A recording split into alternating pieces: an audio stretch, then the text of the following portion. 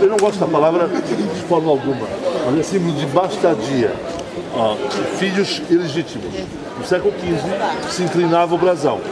Há outros teóricos que dizem que não, que os bastardos tinham uma fita cruzando o brasão, que escrita no livro seria preta, num portal seria apenas uma fita porque não tinha cor.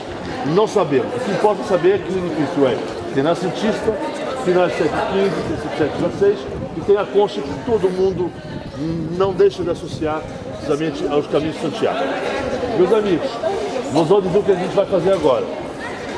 Vamos virar aqui e vamos para o meu lugar favorito.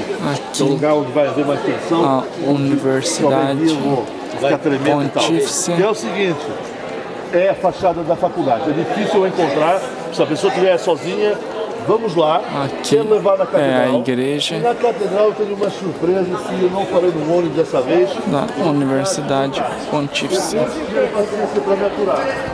Vamos ao convento de São Fidel.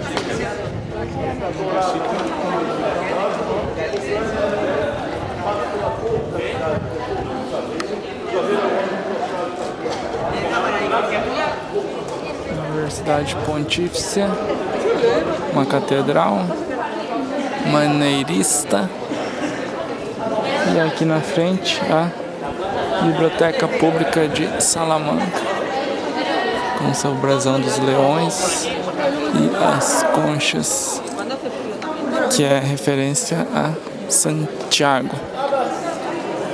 Hola, ¿cómo está? ¿Ya vino usted? Ya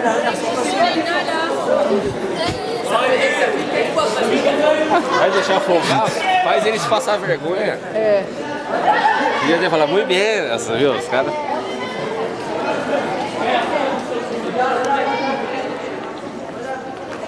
Então é isso, Salamanca, aqui na Espanha. E por aqui, até a próxima.